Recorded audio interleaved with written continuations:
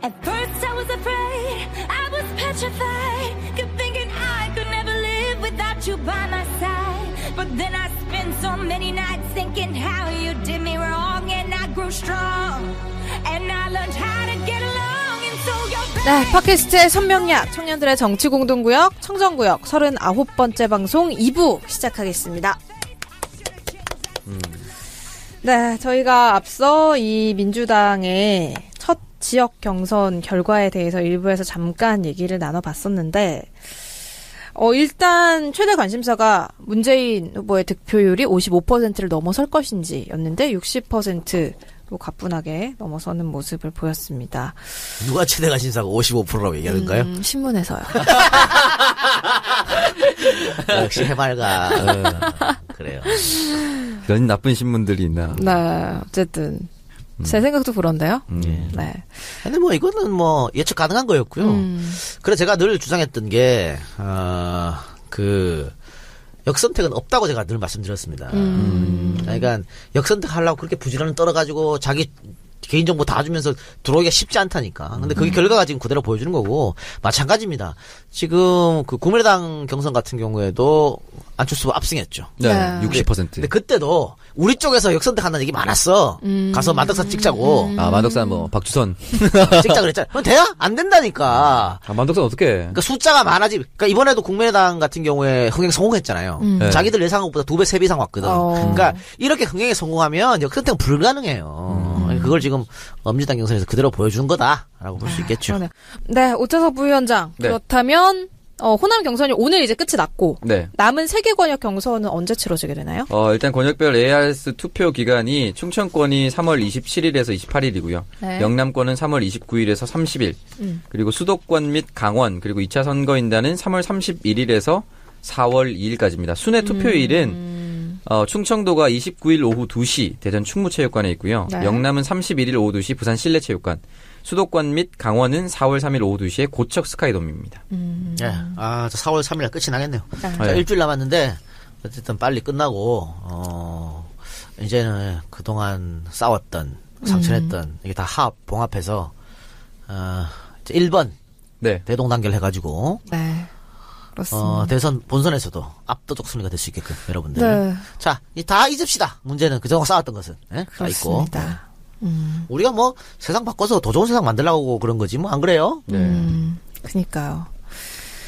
네, 그래서 이제 어쨌든 충청권에서도 일단 이와 비슷한 결과가 나올 가능성이 높아진 그런 상황입니다. 뭐 고무적인 것은 뭐 반문 정서가 호남에서 심하다고 했는데 호남 대의원 투표 결과가 75%가 문재인 대표가 나왔다는 거죠. 호남이 전략적 투표를 했다. 뭐 이렇게 보여지고요. 아마 충청 경선에서는 뭐 안희정 후보가 지금보다 좀 더 많이 나오겠죠. 그리고 뭐 그러니까 수도권 경선에서는 이재명 후보가 지금보다 많이 나오겠죠. 안방이니까 뭐 그런 아주 작은 변수인데 어쨌든 그래봤자 큰 대세는 차이가 없을 거라고 봐야죠. 네. 그래서 이제 민주당 경선이 아마 뭐 호남 경선과 같은 결과가 나와서 다른 지역으로 이어진다면 4월 3일쯤에 후보가 완전히 최종 날짜예요. 4월 3일 끝이 날 거라고 봅니다. 네, 뭐 큰 잡음 없이 하루속히 마무리가 돼서 결선 투표가 없는 거죠. 그럼요. 빠르게 본선 준비에 들어갈 수 있었으면 좋겠습니다. 이 작가님 책이 나오셨다고요? 이제 나오나요? 오늘 우리 녹음은 월요일이지만 네. 방송 나가는 거 수요일 아니에요? 네. 아마 그날 예판이 이제 시작됐어요. 어디서? 그냥 온라인. 각종 온라인 서점. 무슨 책인가요? 우리가 무관심할 때 괴물은 깨어난다. 이런 제목. 우리가 무관심할 때 괴물은 깨어난다. 내가 진 거 아니에요. 출판사에서 진 거예요. 예판이 있으니까 많이 검색해서. 아니면 제 이름 치면 나오겠죠. 뭔 내용이에요, 이게? 지승호 작가하고 대담집입니다. 지승호 작가가 원래 이제 대담 인터뷰를 많이 하잖아요. 닥치고 정치도 지승호 작가가 쓴 거 아니야. 네, 백장원 의원 이번에도 그런 책입니다. 그런데 뭐 다양한 사실 저는 인터뷰만 했을 뿐이어서 책이 어떻게 나왔을지 지금 받았어요. 저기 있잖아. 그래서 문제가 된 거 좀 빼달라고 그러더라고요. 2명 대담. 그 지승호 인터뷰 작가는 굉장히 세밀하게 인터뷰 잘. 네, 그래서 제가 한번 쭉 읽어보고 문제가 될 거. 특히 내가 욕 얻어먹을 할 부분이 상당히 많거든요. 싹 빼고 내는 걸로. 그래서 이제 뭐 그러면은 수요일부터 예약 판매가 시작이 됩니다. 오늘 이미 듣고 계실 때부터 예약 판매가 시작이 됐겠네요. 여러분들 많이 사랑해 주세요. 사랑해 주시고 사실 지난번 숟가락으로 해볼자 훌륭한 책이었음에도 불구하고 6세밖에 못 찍었어요. 아 진짜. 그 10,000분 넘겼다네요. 당연한 거 아니에요? 당연하지 않은 사람 여기 있습니다. 신기하다. 신기하다. 좋겠다. 나 베스트셀러 작가야. 그래서 이번 책은 우리 저 출판사가 5만 부를 목표로 한다고. 제목이 근데 너무 길다. 우리가 무관심할 때 괴물은 깨어난다. 우무괴괴. 굉장히 줄이는 걸 좋아하시네요. 하여튼 예판 많이 사랑해 주시고 네. 또 아마 저 EJ 콘서트가 4월 15일에 있어요. 네.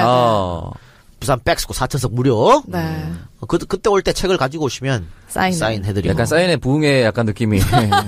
아, 참, 우리 지난주 금요일에 어머니 생신이라서 제가 내려갔다 왔는데, 아버지가 제가 서울로 올라가는 문 앞에서 EJ 콘서트 같이 갈까라고 물어보시더라고요. 아버지 어떻게 아시고? 그거를 어떻게 알아셨는지 저도 깜짝 놀랐어요. 감사하네요. 네, 그래서 이 정도로 경상도가 바뀌고 있다는 걸 좀 말씀드리고 싶습니다. 예. 너무 충격적이었어요. 예약이 안 되거든요. 무료 공연이니까. 그러니까 여러분 그냥 빨리 오세요. 선착순. 네, 우리 아버지가 그런 말씀도 하시더라고요. 가서 빨리 기다려야 되냐. 선착순 줄 서서. 입장이니까. 네. 근데 4천석이니까 웬만하면 그렇죠. 다 보지 않을까 싶어요. 예. 우리 그때 박원순 시장이랑 콘서트 무료했어. 서울에서 서울시청광장에서 3,000분 오셨어요. 근데 서울인데 3,000분이 왔으면 부산은 뭐 전 충분히 자리는 좀 있지 않을까 싶은데. 부산 좋겠다. 가고 싶다.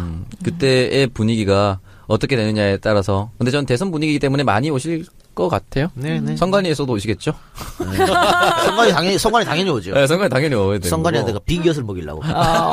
선관위와 국정원 직원들이 많이 오실 재밌겠다. 겁니다. 하여튼 뭐 아마 당일도 아마 그 부산 교보문고에서 책을 판다 그래요. 네. 그 교보에서 굉장히 저한테 관심이 있습니다. 아 그래요. 뭐 사인회도 지금 강함을 사자 그러고.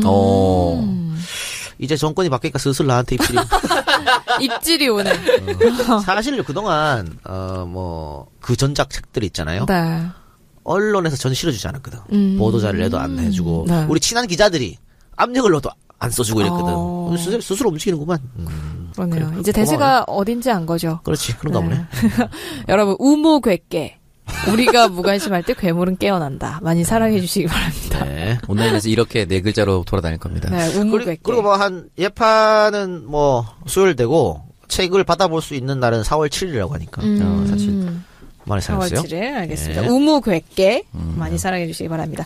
네, 저희 광고 듣고 와서 본격적인 주제 토크로 들어가 보도록 하겠습니다. 부드럽게 벗겨 네 온몸을 적셔 구석구석 스며들어가 완벽한 허리곡선을 따라 밤마다 만나고 싶잖아 내 맘 내 밥 다 훔쳐버렸잖아 간장 새우에 맛있어 새우에 전화해 지금 070-4090-2985 안양 인덕원 수제요리 포차 맛이 괜찮은 편이야 간장새우 오빠 맛있어? 네, 오늘 신규 광고가 있습니다. 맛이 괜찮은 편이야. 오, 간장새우 광고요. 저 간장새우? 간장새우 진짜 좋아하는데. 간장새우 좋죠. 아, 여기 밥 먹고 싶다. 네, 밥도둑. 안양 인덕원에 위치를 하고 있다고 합니다. 수제요리 전문 포차라고 하는데 맛이 괜찮은 편이야. 간장 새우장입니다. 손님분들이 여기 포차에서 간장 새우장을 드시고 지인분들께 선물을 좀 하고 싶다라고 택배 판매 문의를 하셔서 그럼 광고를 한번 해보자라고 생각을 하셔서 그래서 택배 판매를 시작됐군요. 시작을 하셨다고 합니다. 평소에 이 작가님 굉장히 팬이시래요. 그래서 안양 인덕원? 네, 안양 인덕원. 우리 이사 안양인데 집이. 진짜요? 한번 같이 갑시다. 같이 가면 되겠네요. 좋네요. 그래서 청정구역에 광고를 내기로 결심을 하셨다고 하는데 금액은 1kg에 3만 원이라고 합니다. 새우가 20미가 들어있고 간장 소스 같이 20mm? 20미. 20미. 네, 20미. 그래서 전화 주문은 오전 2시까지. 오전 2시? 새벽 2시 말씀하시는 거죠? 그러겠죠. 포차니까. 네, 포차니까. 네, 새벽 2시까지 가능하고요. 문자 주문은 24시간 가능하다고 합니다. 맛이 괜찮은 편이야의 간장새우 특징은 다른 업체와 달리 새우 손질이 굉장히 완벽하게 되어 있다고 합니다. 새우 뿔과 수염, 다리 내장까지 완벽하게 제거가 돼 있고 물과 청주로 완벽하게 세척을 한다고 합니다.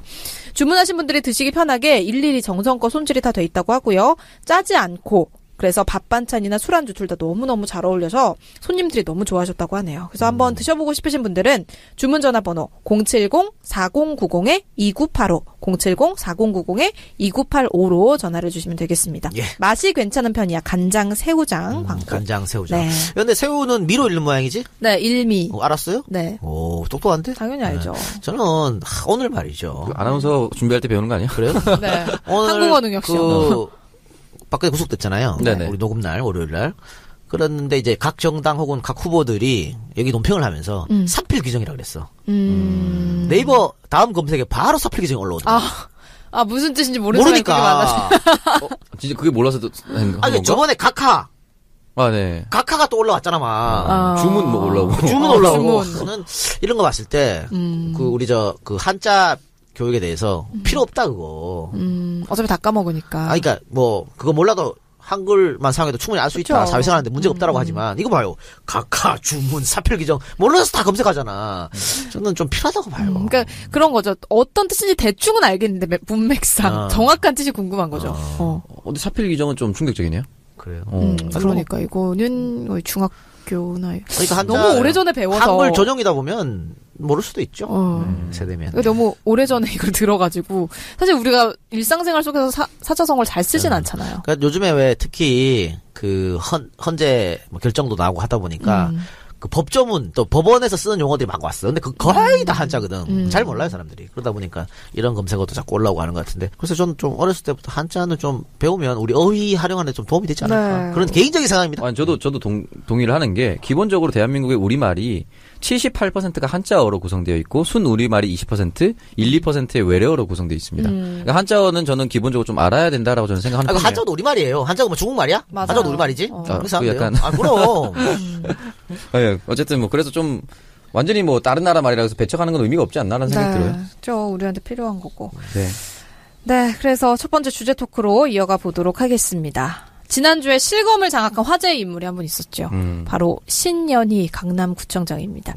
참 이분이 이런저런 문제가 많았는데 구청장이라는 직위에 있으면서도 박사모 같은 일배 같은 행동을 하셨다고 들었는데 어떻게 한두 번이 되나요? 아니에요. 이런 짓거리가 한두 번이 아니에요. 한두 아니죠. 우리 신현희 구청장 사실은 저한테도 고소한다고 난리 치고 진짜요? 그분입니다. 날 건드리면 이렇게 돼. 이 작가님하고 안 좋게 묶이면 날 건드리면 이렇게 살 돼. 날린 거예요? 그럼 살이죠. 우리 건드리면 좋을 일이 없어. 이제 저주 몰라. 이제 한번 등장하면 다 박살나. 꽃이다 이런 말. 지금 카톡에 가짜뉴스 유통의 중심에 이런 분들이 있다고. 아니 성관이가 지금 조사가 들어간다고 했기 때문에 네. 문제가 되면은 당연히 조사를 해야죠. 이거 공직자인데 그것도 일단 문재인 후보를 비방하는 가짜뉴스를 유포를 했습니다. 그럼요. 이거 선거 기간에 하면 안 되는. 그러니까 여러 가지를 어겼어 이 양반. 그 탄핵 이후에 바로 선관위에서 그 해석을 해놨어요. 그 선거운동 지침이나 이런 것들에 대해서. 근데 지금 이거 하지 말라는 짓 다 한 거예요 보면은. 그러니까 이분 사실 이제 내년에 지방선거 있지 않습니까? 과연 또 될까? 이분이 또 되면 정말 강남 지역 주민들의 그러니까. 자유당화 되는 거예요. 근데 강남 지역 사람들은 역시 우리 기득권을 지킬 수 있는 그런 정당에 투표를 하다 보니까 정말 한나라당, 지켜주긴 해요. 새누리당 지켜주잖아. 부자편 들어주는 거 아니야. 그러다 보니까 이렇게 됐는데 아직도 어떻게 박누리 강남의 꿈을 접었나요? 아직도 있나요? 강남에 살고 싶다는 요즘 욕구. 평창동 얘기하더라고요. 강남에서도 사람이 살아 이런 느낌으로. 저는 요즘 마포도 좋습니다. 그래요? 네. 오, 조금씩 마포에 바뀌어가네요. 약간 용강동이나 용강동 같은 소리하고 자빠졌네. 용각산이나 먹어라. 요즘 마포 같은 거 괜찮아. 네, 그렇죠. 제가 마포 살지 않습니까? 마포 좋습니다. 그쪽 마포 말고. 여의도 가까운 마포. 네, 그래서 신구청장이 한강변이 내려다보이는 마포. 그렇죠. 한강변 강 앞에 있는 배산임수. 마포자이 어때? 마포자이. 그러니까 마포자이 말하는 거예요. 마포 이편한 세상. 네. 그래요? 예. 네, 신현희 구청장이 지난달 2일에 어떤 채팅방에 황교안 권한대행이 대통령에 출마하면 당선 가능성이 높다라는 사주풀이를 채팅방에 올리자 네, 어떤 분이 대단한 전쟁. 나라를 챙겨줘서 감사하고 존경한다라고 답글을 또 남겼다고 합니다. 여기에 신구청장도 고맙다 이렇게 대답을 했다고 하는데 그리고 150여 명 있는 카카오톡 단체방에 또 이 구청장님께서 문재인을 지지하면 대한민국이 망한다. 문재인은 공산주의자다. 노무현 전 대통령을 말하는 거겠죠. 네. 노무현은 좌빨들이 자자손손이 이 돈으로 이 돈으로 잘 먹고 잘 살게 하자는 생각에 재물을 지키려고 자살했다라는. 그래, 진짜 이런 망발을. 노무현 문죄인의 엄청난 비자금 이런 제목의 동영상까지 한편 유포를 했다고 합니다. 정말 무슨 이게 이렇게 일베스러운 행동이다. 근데 이 사람 문제점이 이런 걸 올려서 선거법 위반 혐의로 고발당했었거든. 그런데 세월호는 문재인 책임이라는 것을 또 카톡방에 올렸어. 아니 반성을 잘 하고 있지 않은 거예요. 그러니까요. 이런 사람들한테는 확실하게 책임을 물어야겠죠. 예. 지금 진짜 큰 잘못이기 때문에 이런 건 진짜 법적 처벌을 해서 구속을 시켰으면 좋겠어요. 그러니까요. 근데 이 신 구청장이 이런 비방 메시지, 일베스러운 메시지를 올리니까 거기에 그 채팅방에 있던 사람들이 신연희님 감사합니다. 애국지사입니다. 역시 강남보수의 아이콘이십니다. 그런 것들끼리 모여서 하는 거야. 이런 칭송하는 글들이 계속 올라왔다고 합니다. 야, 근데 이게 단체 카톡방에 520명이 모여 앉았다는 거 아니야. 한 명이 한마디씩만 해도 카톡에 500개씩 된 거예요? 야, 어떻게 그걸 유지하지? 와, 대박이다. 그 발언권을 제한해둔 거 아니에요? 거기 방에서? 참 신기하네. 그 신현희 구청장이 다이아몬드고 이렇게 좌우수전까지만 말하기 이런 거 아니에요? 바로 그 밑에가 말하면 강퇴. 어디 사파이어가 입으려나. 아니 그리고 실제로 이분이 일베에 올라온 글을 이 카톡방에 계속 올리기도 했다고 합니다. 다시 말하지만 정권 바뀌면 일베도 없앴으면 좋겠다는 생각을 가끔 합니다. 그러니까요. 내가 봤을 때는 이 신현희 구청장의 휴대폰을 압수해가지고 철저하게 조사를 할 필요가 있겠다. 우병우 막 정치격 그런 거 아니에요 또? 그럴 수도 있어. 그리고 뭐 여러 가지 강남구청장 뭐 그때 우리 방송에서 언급했던 것 같은데 동사무소 동사무소가 아니지 동사무소에서 했나?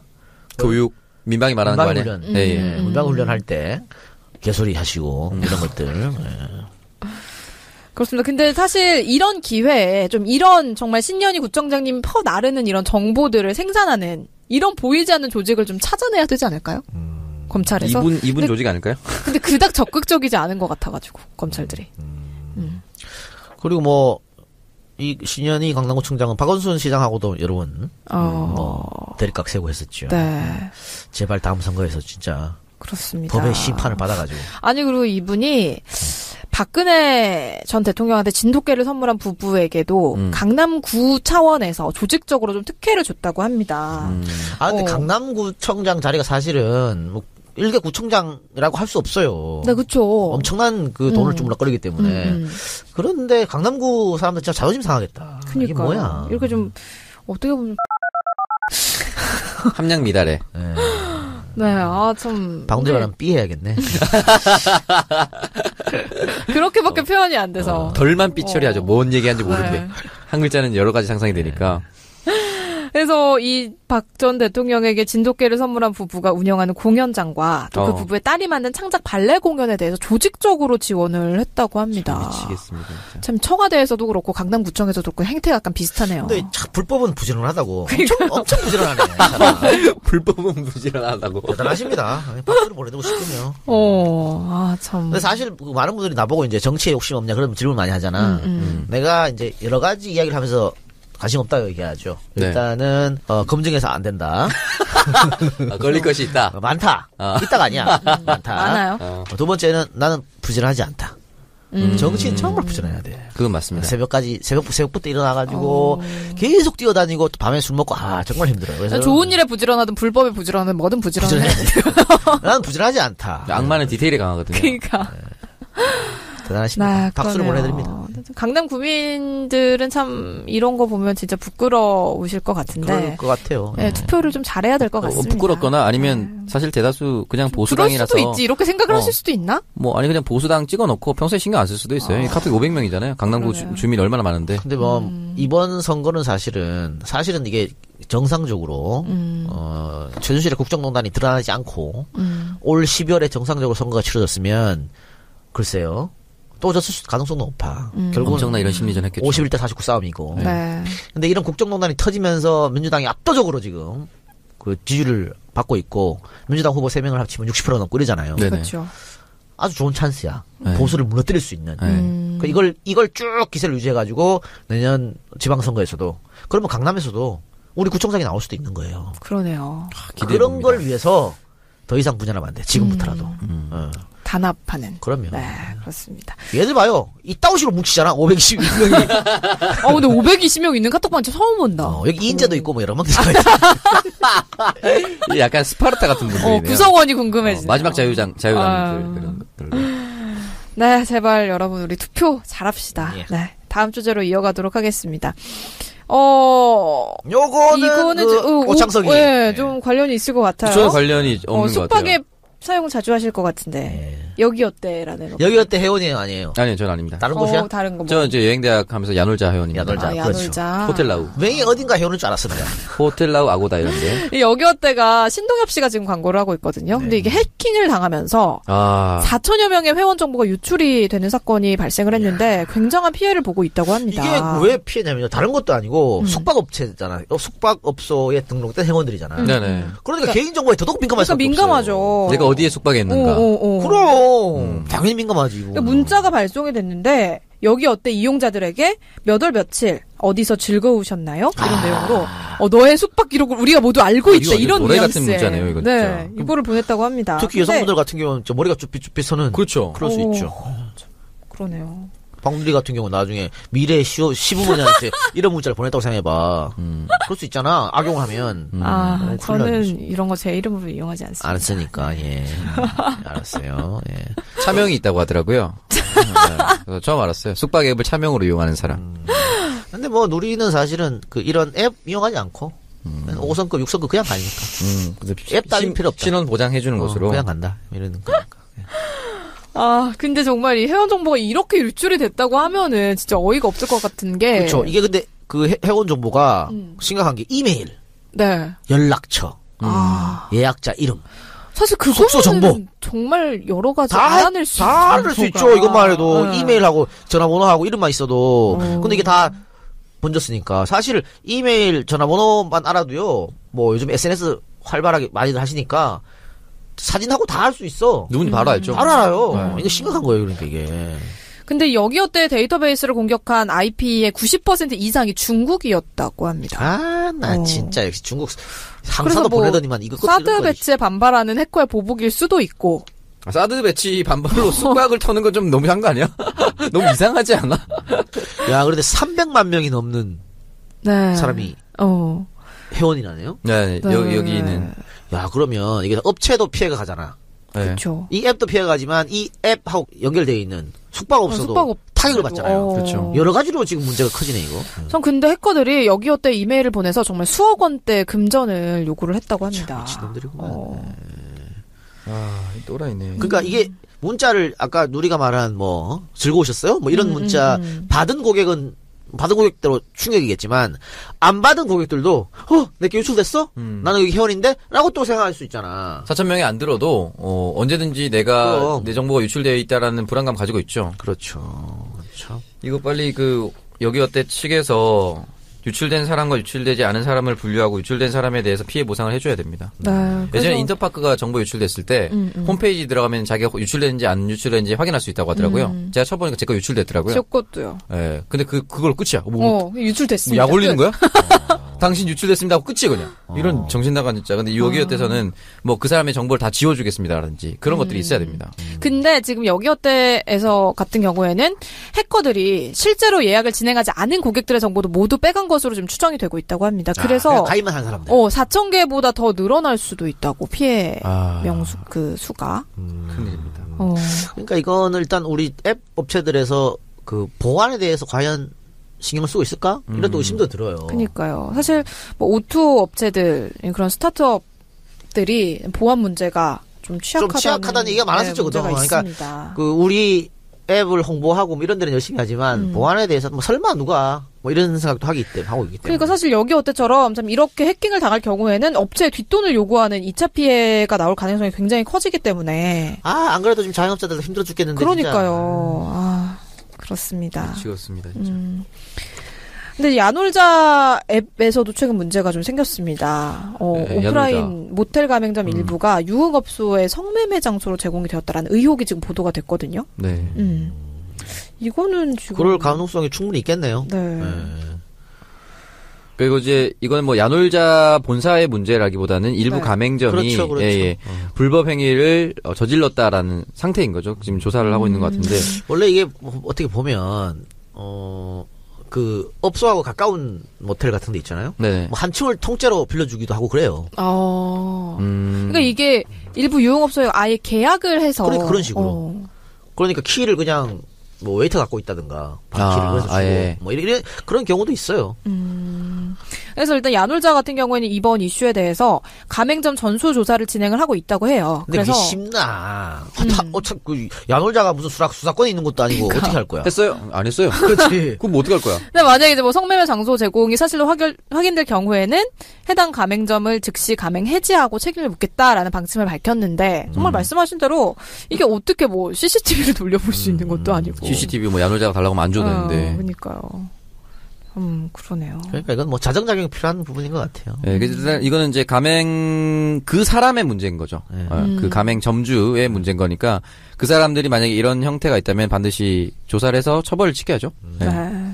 그럼요. 또 법이 또 존재하잖아. 네네. 성매매 그렇죠. 특별법 있잖아요. 네네. 법대로 처벌하면 되죠. 근데 사실 이런 숙박 어플들이 어떻게 보면 모텔이나 러브호텔 막 이런 이미지, 약간 음지의 장소로 여겨졌던 그런 이미지들을 어떻게 좀 많이 양지로 끌어내는 그런 것도 그런 긍정적인 효과도 있었거든요. 아니, 그러니까 웃기잖아, 사실은.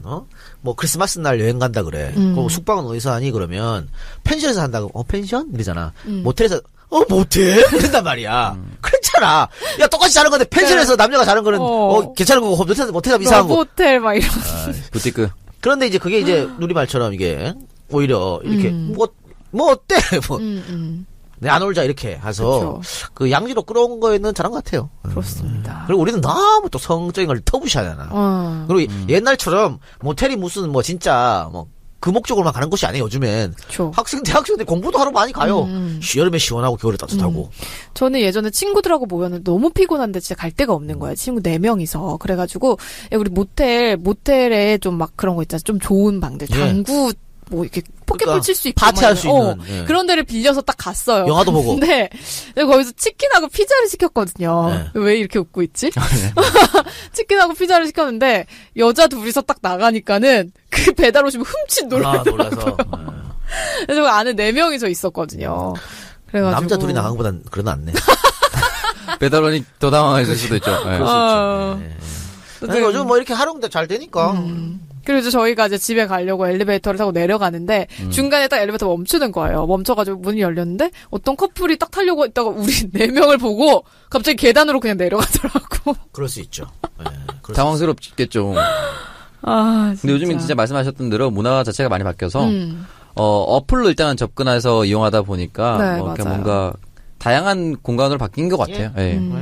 그리고 제가 봤을 때는 사실은 뭐 야놀자 성매매 장소 이 논란은 그 야놀자가 원천적으로 봉쇄할 방법이 없는 것 같고요. 자정작용이 필요한 것 같고 다만 아까 해킹 문제는 그건 보안 서비스 강화가 해가지고 그렇죠. 충분히 막을 수 있다. 그렇게 생각합니다. 그렇습니다. 숙박 어플뿐만 아니라 부동산 앱이라든지 구인구직 앱이라든지 뭐 새로운 이런 스타트업 기업들이 많이 생겨나고 있는데 이런 오토 기업들이 뭐 새로운 시장을 만들고 이익을 창출하고 그런 것도 중요하지만 기본적인 고객의 정보를 지키는 그런 문제에 충실한 기업으로 거듭났으면 좋겠습니다. 자, 다음 주제로 이어가 보도록 하겠습니다. 참 제가 이 기사를 보고 마음이 아팠는데 지난 2015년 12월 28일에 정말 굴욕적인 한일 위안부 합의가 있었습니다. 이 당시에 대학생들이 일본 대사관 앞에서 이제 이 위안부 합의에 반대하는 그런 시위를 벌이고 소녀상을 지키기 위해서 노숙 농성을 했었어요. 근데 이 시위에 참여했던 한 대학생이 재판에 넘겨져서 검찰이 1년 6개월의 실형을 구행을 했습니다. 도대체 이 일본 검찰인가요, 이분들은? 그러니까. 근데 뭐 이거 구형이니까 아직 그 판결은 나지 않은 상태죠. 네. 뭐 1심에서 구형만 난 상태니까 이건 뭐 재판부가 나름 괜찮은 판단을 할 것 같고요. 기다려 좀 봅시다. 검찰이 이렇게 검찰 구형대로 다 되는 건 아니니까 충분히 무죄 나올 수도 있어요. 정말 김쌤 씨 말처럼 판사님이 잘 판단해주지 않을까 그런 생각입니다. 대한민국 법원이 대한민국 국민을 위해 하지 누구를 위해? 그렇죠. 그래? 이분이 이렇게 말씀을 하시더라고요. 김샘 씨가 피해자를 고려하지 않은 합의로 많은 사람들이 상처를 받았지만 누구 하나 책임지는 사람은 없었다. 진짜 이게 우리나라의 가슴 아픈 현실이거든요. 참. 그러니까 사실은 이분도 이렇게 사실 불이익을 안 당하려면 가만히 있었으면 되잖아. 그쵸. 가만히 있으면 문제가 되나?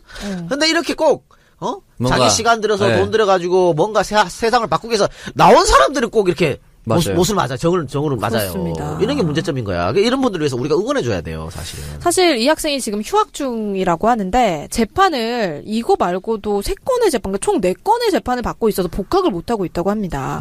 이게 뭐 소녀상 농성장에서 기자회견을 하면서 구호를 외친 것, 국정교과서를 비판하면서 이순신 동상에 올라서 기습 시위를 한 것, 또 2014년 농민대회 참가 후 도로 행진을 한 것, 또 모두 이게 다 집회 시위 관련 사건들이잖아요. 근데 그러니까 이런 거는 검찰이 불기소 처분하면 되잖아. 왜 기소를 해가지고 이따위 일을 만들어 멍청한 것들이. 그래서 한 달에 지금 4차례나 법정 출석을 하고 있는 상황이라고 하는데. 아 진짜 대한민국 검찰이라면 이거 불기소 처리해야 되는 거지. 아니면 그렇습니다. 자기 선에서 무혐의 끝내야 되지. 이 친구가 뭐 과격한 행동이 아니에요. 구호 외치고 시위하고 행진한 거예요. 뭐 누구를 때린 것도 아니고. 네. 그러니까 뭐 미신고 불법 집회라고 규정해가지고 뭐 어떻게 하고 뭐 하십니까 이게.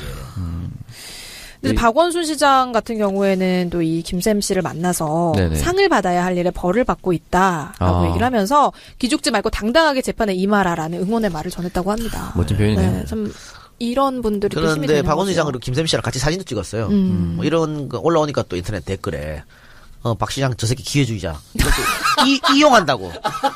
본인도 이용이라도 좀 해봐. 그렇게 가만히 있는 사람들. 뭘 그럽니까? 그렇게 가서 찾아가서 응원해주기가 쉽지 않은데. 이게 불신이에요. 이게 싸우다 보니까 뿌리 이렇게 박힌 거야. 이 새끼 다음 노리려고. 이제 좀 노리면 어때? 그러니까. 정치인이 권력을 추구하는 건 좀 당연한 입장이라고 봅니다. 이렇게 해갖고 더 이슈되고 김샘을 몰랐던 사람도 알게 되고 박수치고 네.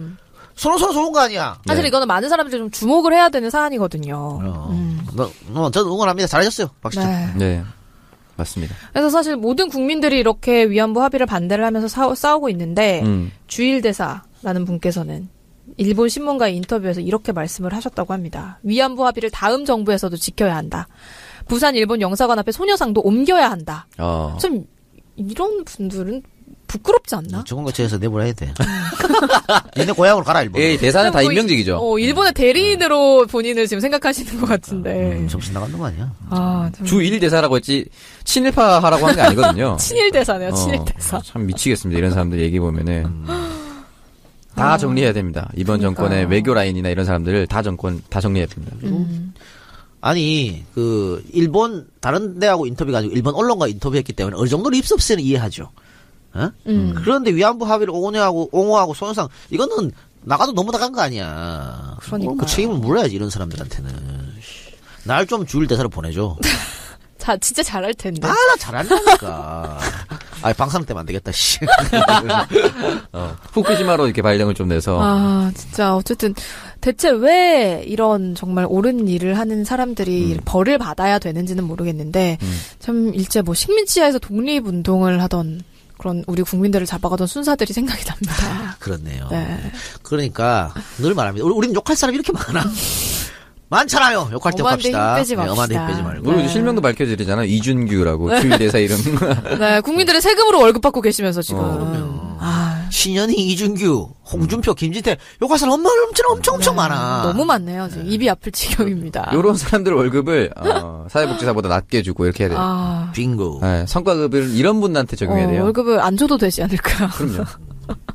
야, 그런 거 괜찮다. 갑자기 생각난 건데 진짜 뭐 최고위직 공무원들 있잖아요. 네. 1급 이상 혹은 2급 이상들 이런 분들은 그 월급을 안 받고 명예직으로 괜찮지 않아? 나쁘지 않네요. 이번에 고위 공무원들 재산 신고하는 거 보니까 뭐 기본이 뭐 10억이더만 그 1급 올라갔을 때 한 2, 3년, 3, 4년 나 월급 안 받고 일하겠다. 괜찮지 않았나? 그니까요. 안 되겠네요. 또 뭐 빨갱이야. 그래서 난리나네. 사회주의냐 이렇게. 근데 공무원은 갑자기 생각나는 건데 전 직군별로 어느 정도 임금 피크제를 시행해야 된다고 봅니다. 좋아요. 올라갈수록 일은 많이 안 하고 관리하고 도장 찍는 것만 하는데 일은 사실 다 밑에 사람들이 하거든요. 저는 역발상으로 하급 공무원들에게 월급을 많이 주는 방식을 좀 채택할 필요가 있지 않나라는 생각이 들어요. 일방적인 연공 서열은 하는 업무에 비해서 효율이 별로 없는데도 불구하고 그대로 월급을 준다는 것 자체가 좀 잘못됐다고 봅니다. 네. 아니 뭐 요즘에 판사 문제가 많잖아요. 네. 우리는 대법원장한테 평판 평범한 판사들 기수밖에 없다. 진급 달려가지고. 근데 보니까 외국 같은 경우니까 특히 미국 같은 경우 보니까 판사들 월급이 그렇게 차이 안 나더라고. 서로. 대법원 판사나 뭐 지방 고문 판사나 혹은 연공 소요율 오래됐거나 낮거나 그렇게 차이 안 나더라고. 그런 게 그런 건데 진급 안 하고 그냥 가지 뭐 이렇게 갈 수도 있는 거네요. 명예를 크게 생각하지 않는다면? 그러니까 우리도 그런 거 한번 생각해 볼 필요. 그러니까 거기는 완전히 사법 독립을 하니까 판사가 검사장 직선적이기도 하고. 근데 하여튼 여러 가지 것들을 뭐 해외 좋은 사례가 있으면 우리가 벤치마킹 필요하겠죠. 네. 어쨌든 김샘 씨 문제 저는 대한민국 1심 법원에서 잘 판단하리라고 믿습니다. 네. 무죄 기다립니다. 네, 저희 계속해서 다음 주제 토크로 또 이어가 보도록 하겠습니다. 참 가슴 아픈 일이 계속해서 일어나고 있는 것 같은데 7살과 12살 난 두 딸을 방치를 하고 2만 원, 단돈 2만 원을 그냥 주고 내연녀의 집으로 가버린 아버지가 있다고 합니다. 진짜 이런 사람들 쓰레기 새끼네요. 아니 이게 이런 보니까 이런 거더라고. 그 아내하고 이혼을 해서 딸 둘을 자기가 키우는 거예요. 딸이 이제 7살, 12살인데 자기 그러니까 울산에 사는 사람이야 이 사람이. 근데 자기 내연녀는 경기도 어디 있어. 그러니까 내연녀가 보고 싶었던 모양이지. 그리고 딸들이 걸적거렸겠지. 네. 그러니까는 아빠 갔다 올게 하고 2만 원 주고 그냥 간 거야. 연락도 안 됐고 끊어졌어. 네. 12살, 7살 그럼 2만 원 가지고 어떻게 사냐? 네. 그러니까요. 그러니까 얘들이 이제 그래도 큰 언니가 밥도 해 먹고 이랬던 거야. 근데 2만 원 있는 거 다 떨어지니까 쌀도 못 사고 막 굶고 애 장염 걸리고 학교에는 그래서 맨날 지각하고 완전 방치죠. 네. 그렇죠. 그런데 한 달 뒤에 이제 어떻게 엄마하고 연락이 돼가지고 엄마가 이제 데려간 건데 한 2년 그리고 나서 2년이 지났는데 아직까지 뭐 그 양육비 다 한 번도 보낸 적이 없대요. 그래서 지금 판사가 개빡 돌았어. 이런 새끼가 어떻게 실형이 선고가 됐어요. 실형이 1년. 근데 1년이 뭐 커하지만 대한민국 현행 법원에서 아이 방치 6이 1년이 굉장히 큰 겁니다, 이거는. 거의 최대로 때린 거라고 하는 거예요. 그러니까 미국 같은 경우에는 만 13세 이하를 방치하는 것 자체를 굉장히 높은 죄로 보고 있는데 우리는 아직 법이 그렇게 안 돼 있어요. 그렇기 때문에 판사가 좀 빡치 빡겨가지고 실형 1년 때린 거 굉장히 근데 이게 아동 학대. 학대죠. 그 자기는 진짜 자기 자식들 버리고 사랑하는 여자하고 살겠다고 분이 간 거 아니 2만 원 주고. 그 애들이 살게끔 해주고 가든가. 그러니까. 그런 것도 없이 2만 원 주고 간다는 거는. 그리고 큰 딸이 장염에 걸려가지고 아빠한테 연락을 했는데 전화도 받지 않았다고 합니다. 그러니까 걸리적거렸다고 생각한 거야. 내 인생에 장애물이 된다 이렇게. 그럼 놔치를 말지. 그래서 이제 엄마가 뒤늦게 단둘이 그러니까. 지내고 있다는 걸 알아가지고 이제 데려다가 함께 생활을 하게 됐는데 그러면서 좀 그러니까 이 딸들이 한 달 동안 자기들끼리 밥도 제대로 지어 먹지 못하고 지낸 거예요. 그래서 이게 난 한 달 동안인데 좀 이해가 안 가는 게 이웃에 왜 관심이 없었을까?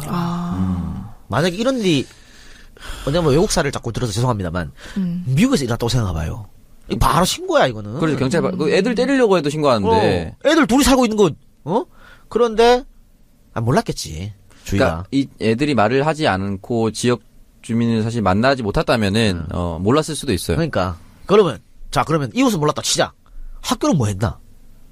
애들이 학교를 다녔어요. 그랬는데 그러니까 엄마도 없고 아빠도 없으니까 맨날 지각하는 거지. 그러면 왜 그리고 또 자기들끼리 사니까 꾀죄죄 할 거 아니야. 옷도 잘 못 입고 씻지도 잘 안 하고 물어봐야지. 그럼 선생이 무슨 일이냐. 근데 한 달 동안 학교에서도 파악 못했다는 거 아니에요. 얘가 학교 가서는 막 안 걸려야지, 티 안 내야지, 뭐 이렇게 하지 않았을 텐데.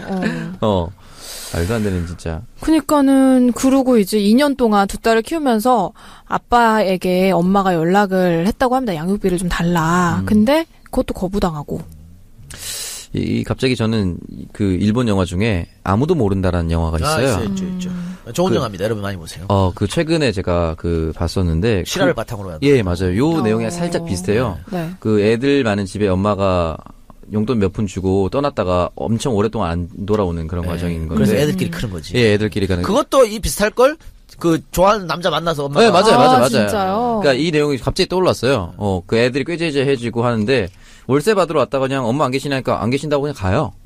그런 내용이 굉장히 어쨌든 평범하지만 전체적으로 봤을 때 굉장히 잔인한 내용이거든요. 그러니까 사회 공동체 의식이 굉장히 많이 무너지고 있는 게 아닌가. 그리고 누군가에게 도움을 요청하는 곳이 우리 주변에 생각보다 많이 없다라는 걸 보여주는 영화였어요. 그래서 이 내용이랑 거의 비슷한 것 같아서 갑자기 떠올랐는데 어쨌든 이렇게 아이들이라도 어릴 때 내가 어려우면 좀 도움을 요청할 곳들을 우리가 만들어놔야 되지 않나? 아니면 경찰이란 그런 그 공공의 영역을 조금 더 개방을 해서 이런 사람들이 어려움을 얘기할 수 있는 공간으로도 마련해야 되지 않나라는 생각이 갑자기 들었습니다.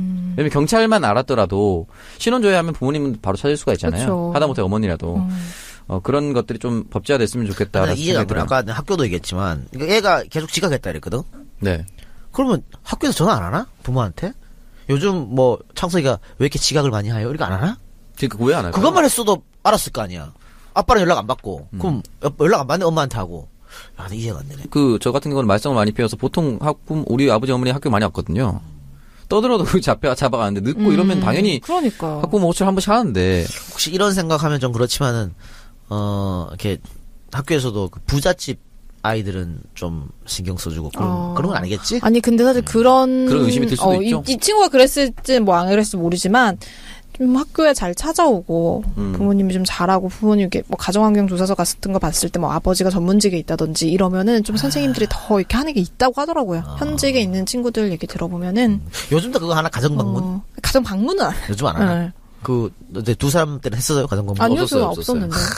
참. 우리 때 한창 그 촌지 논란이 있어가지고 근데 방문은 끝나죠. 대체 왜 하는 거예요? 그러니까 뭐 어떻게 알아보는 거겠지 뭐 어떻게 살아. 보고 조사하고. 근데 굉장히 부모 입장에서 부끄러울 수도 있었을 것 같아. 뭐 단칸방에 살고 뭐 이러면 맞아요. 네, 맞아요. 선생님 찾아오는데 그렇잖아. 야 옛날에는 근데 그걸 참. 근데 그런 게 드라마 소재가 많이 됐었죠. 뭐 선생님 오시면은 선생님 뭐 누추해서 뭐 들을 게 많이 없습니다 하고 막 그 내오는 음식만으로도 집에 그걸 판단하고. 그러니까 가정 방문은 좀 잔인할 수 있어서 바꿀 수가 있는데. 그러니까 예전에 진짜 대한민국 인권이 없는 사회였어. 그것도 그렇고 무슨 뭐 야 TV 있는 사람 손, 냉장고 있는 사람 손, 그 짓을 왜 했냐고 진짜 짜증나게. 진짜. 네, 팔 아파 죽는 줄 알았어. 거짓말로 쏟는 거 아니야? 거짓말로? 알겠습니다. 어쨌든 조금. 그때는 특히 우리 전축이라 그랬는데 진짜 전축 있는 사람 잘 없었어요. 어디요? 롯데파이오니아. 그게 전축이 제 중학교 때까지만 해도 그 어떤 가정의 그런 어떤 상징 중에 하나였어요. 부의 상징이었죠. 네, 전축이랑 요즘 전축이란 표현도 안 쓰고 그런 것도 안 쓰지만 CD 플레이도 없어진 MP3 때문에. 근데 그런 게 없어졌는데 예전엔 좀 그랬습니다. 맞아요. 그렇죠. 예. 녹음되는지 안 되는지 이렇게. 그렇습니다. 안타깝고 그 선생님 그거 하니까 갑자기 생각나는데 최근에 드라마 제가 도깨비 하도 보라고 해서 다운받았었는데 거기에 선생님이 그 실제로 학생의 경제적 수준에 따라서 차별하는 내용이 나와요. 제 생각엔 아마 지금도 그런 게 많지 않나라는 생각이. 옛날보다는 없었겠죠. 옛날에는 그 교사들도 그런 걸 잘 모르고 그랬기 때문에 진짜 뭐 등록금 안 됐다고 뺨 때리고 뭐 교무실 앞에 육성회비 이런 거 교무실 앞에 불러서 손들게 하고 뭐 그랬었잖아. 네, 맞아요. 네. 어쨌든 요즘에도 이런 일이 일어난다는 게 참 어이가 없습니다. 앞으로는. 그러니까 만약에 이거 엄마하고 연락이 안 됐으면 얘들 조금만 더 있었으면 진짜 다 아사했을 수도 있어요. 그럴 수도 가능성도 있죠. 아무도 모르는데 어떻게 알아. 아빠는 전화 안 받고. 가만있어. 한번 얘기하면 할 수 없어. 열받네 이 새끼 이거. 네. 그러니까. 이런 쓰레기 새끼. 어제 갑자기 영화 아무도 모른다 여러분 꼭 보십시오. 굉장히 슬픈 영화인데 배경은 굉장히 밝은 걸로 비춰서 더 슬퍼요. 아니 이거 제가 늘 얘기하는 거 있잖아요. 그 자식한테 너무 올인하지 마라. 자기 자신 사랑해라. 이런 건 아닙니다, 여러분. 과한 거예요. 네. 아니 아버지로서야 최소한의 도리와 책임은 다 하고 나서 자기를 사랑해야지. 그게 2만 원이라니. 그럼. 하루 2만 원도 사실 적을 수 있어요. 이거는요, 진짜 어떻게 보면, 살인과 마찬가지인 거야. 네, 맞아요. 내가 2만 원 주고 애들을 두고 떠나면 애들이 잘못된 걸 당연히 생각할 수 있잖아. 네. 미필적 고의에 의한 살인. 그렇지 않아? 네, 맞아요. 짜증나네, 진짜. 네, 이렇게 얘기 나눠봤고요. 저희 광고 듣고 와서 박누리의 누리과정으로 이어가도록 하겠습니다.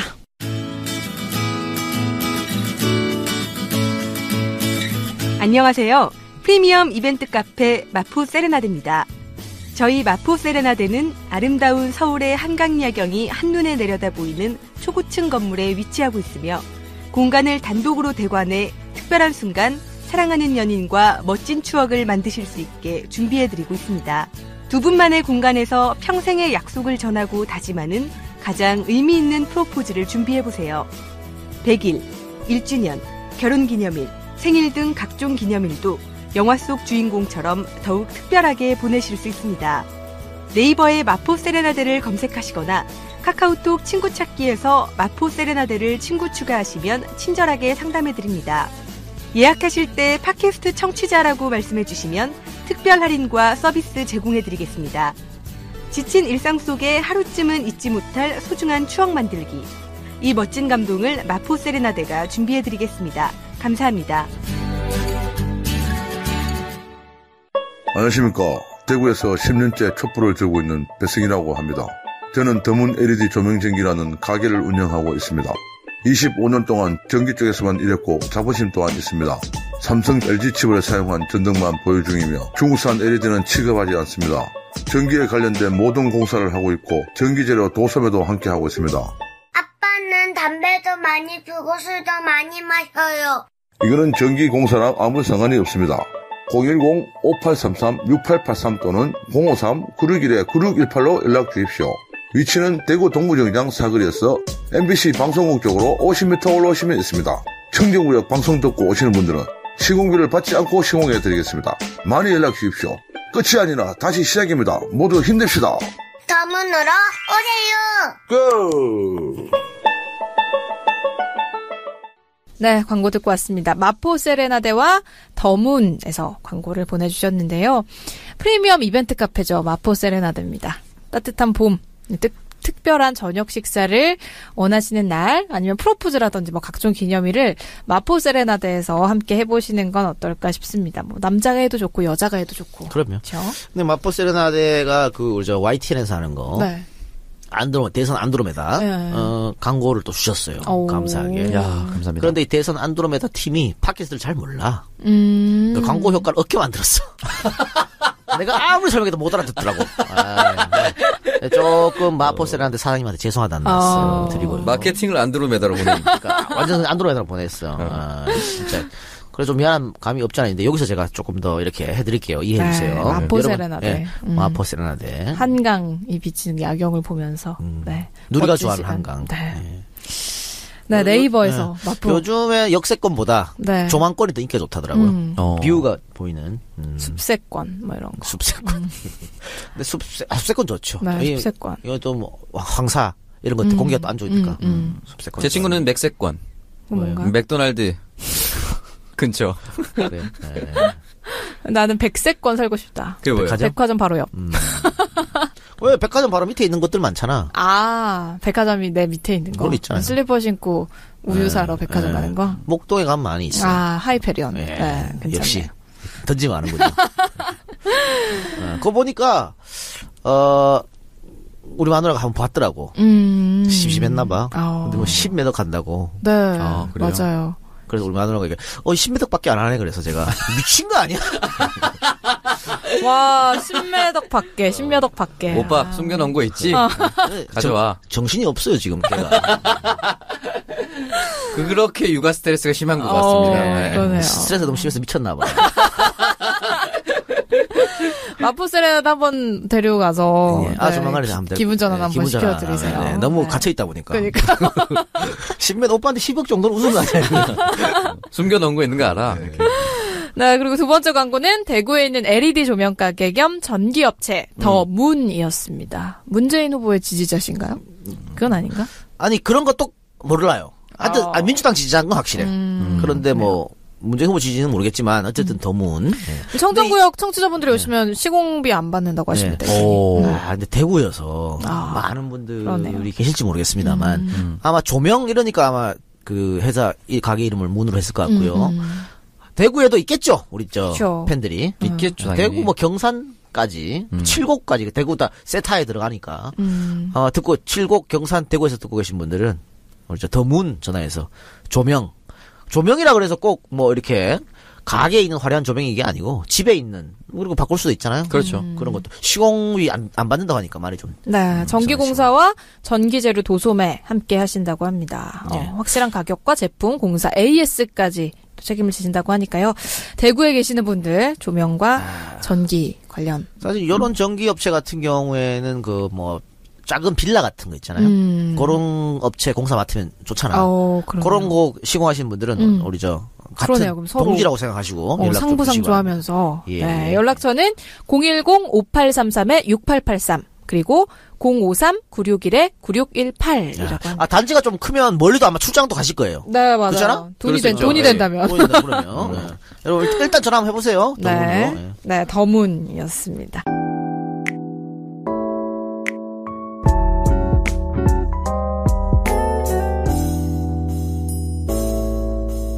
박누리의 누리과정입니다.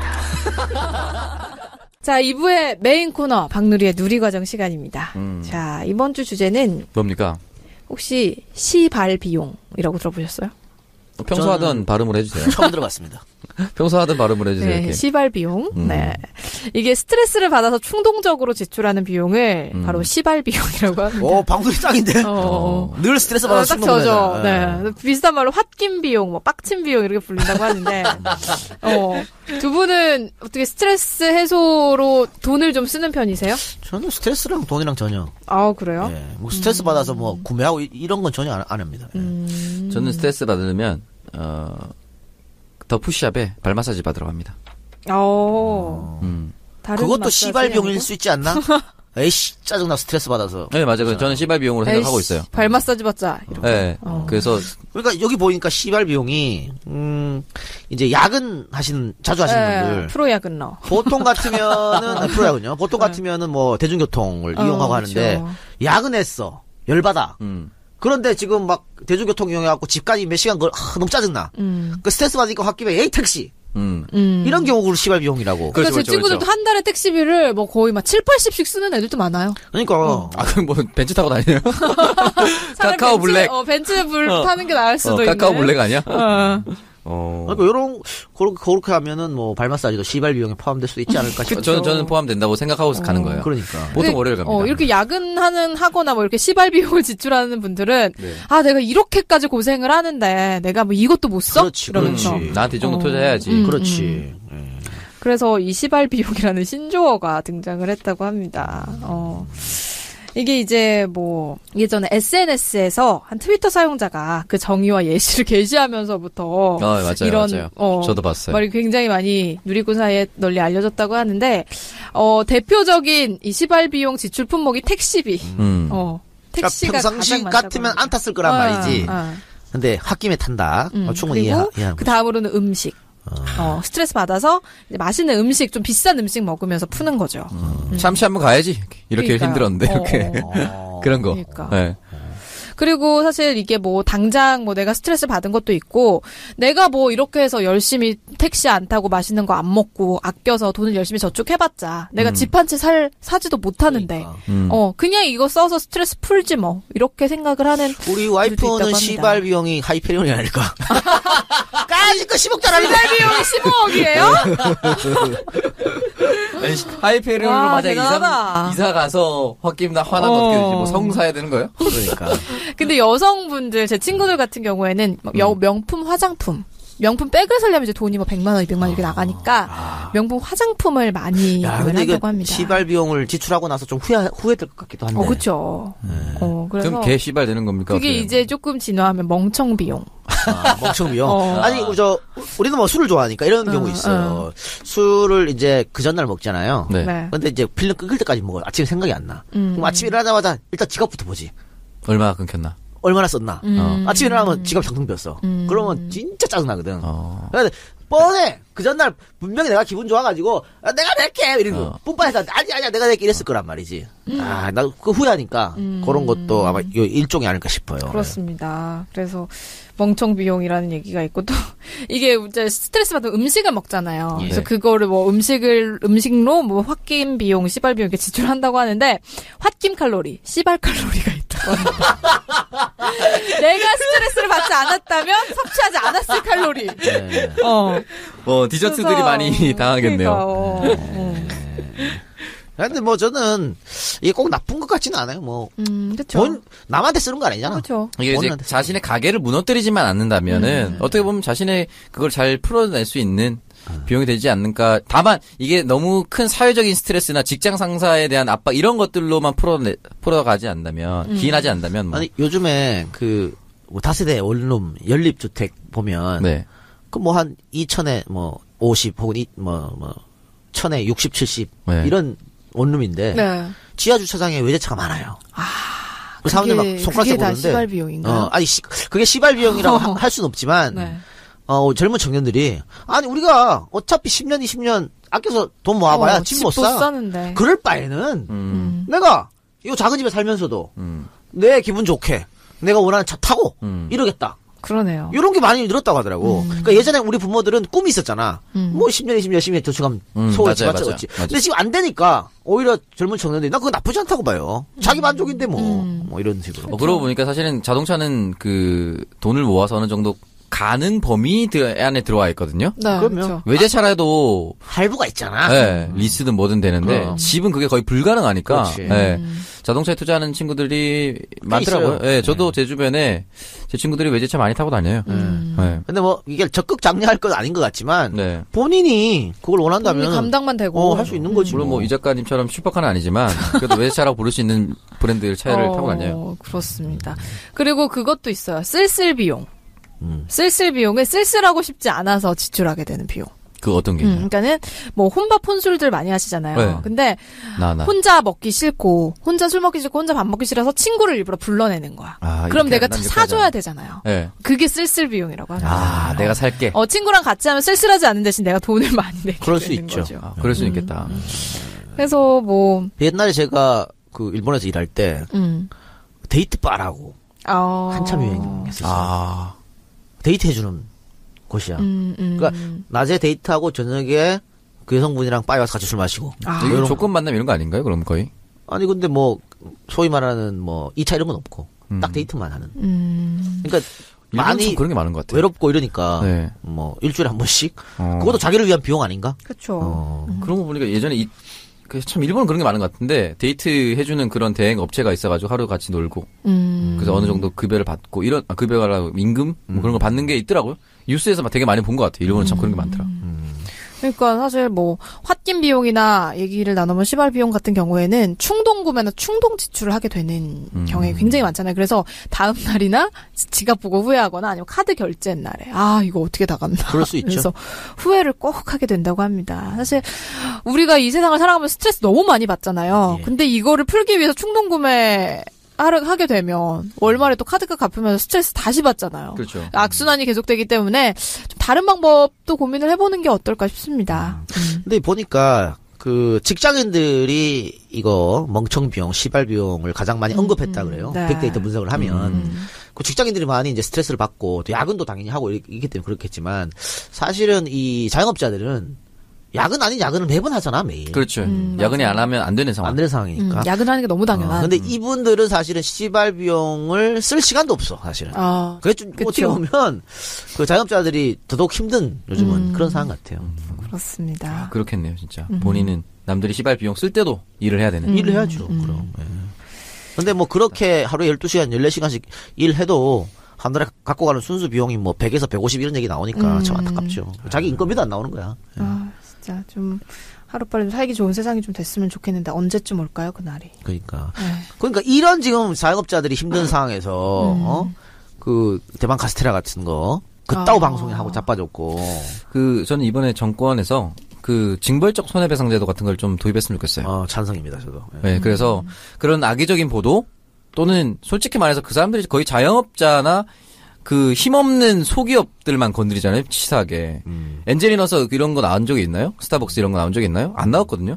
그런 사람들만 건드린 게 있으면 아무런 잘못이 없는데 엄청난 유탄을 맞은 사람들을 위해서 징벌적 손해배상을 해서 그 사람들을 사실 거의 다 일반 국민이고 자영업자들이기 때문에 그 사람들을 위한 제도가 좀 만들어졌으면 좋겠어요. 맞아요.